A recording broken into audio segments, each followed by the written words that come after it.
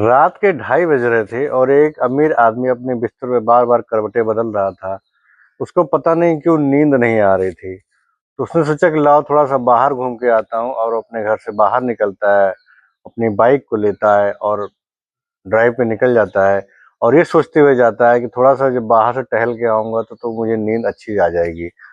और यही सोच के जब वो थोड़ी-सी बाइक को आगे बढ़ाता है, कुछ दूर आगे जाता है, तो वहाँ पे देखता है एक मंदिर होता है। वो सोचता है चलो मंदिर के पास ही भगवान के दर्शन कर लेता हूँ, शायद मेरा मन कुछ शांत हो जाए और मुझे अच्छी नींद आ जाए। वो इस मनसा से मंदिर में जाता है और देखता है कि वहाँ पे एक आदमी पहले से मंदिर में बैठा होता है और भगवान को देख के भगवान की ओर इस हाथ जोड़ के रो रहा होता है।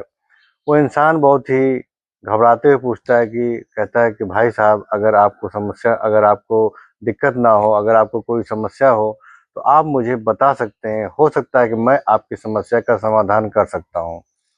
वो इंसान उस अमीर आदमी से कहता है कि मेरी पत्नी हॉस्पिटल में एडमिट है,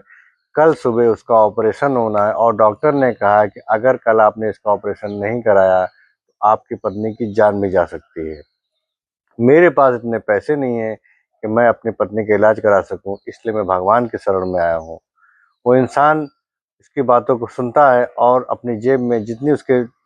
पॉकेट में मतलब जितनी उसकी शर्ट में, पैंट में जेबें होती हैं, सब में हाथ डालता है, टटोलता है और जो भी पैसा उसकी जेबों से निकलता है, वो उस इंसान को देते हुए कहता है कि ये आप पैसा अभी आप रख लीजिए और उसी के साथ-साथ अपना विज़िटिंग कार्ड भी देता है। कहता है ये मेरा विज़िटिंग कार्ड है, आप इस कार्ड को रख लीजिए और अगर सुबह आपको और पैसे की ज़रूरत पड़ेगी, तो आप मुझे फ़ोन कर दीजिएगा, इसमें मेरा नंबर लिखा हुआ है, मैं आपको और पैसे भिजवा दूँगा। वो इंसान थोड़ा-सा मुस्कुराता है, कहता है कि मेरे पास नंबर है।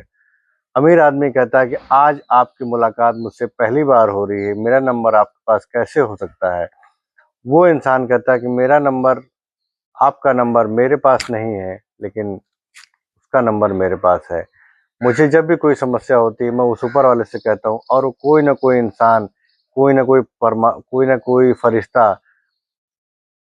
किसी न किसी के रूप में भेज देता है जिससे मेरी मदद हो पाती है। मुझे पूरा विश्वास है, मैं जब-जब भी समस्या में आता हूँ, परमेश्वर मेरी मदद करने के लिए किसी न किसी अपने दूत को भेज देता है। दोस्तों ये छोटी-सी कहानी है, हमें ये सिखाती है कि हमें जब भी कोई समस्या उस इंसान की तरह हमें परमेश्वर में अटूट विश्वास रखना चाहिए, अपने मन में कोई छल-कपट नहीं रखना चाहिए, पूरी श्रद्धा रखनी चाहिए।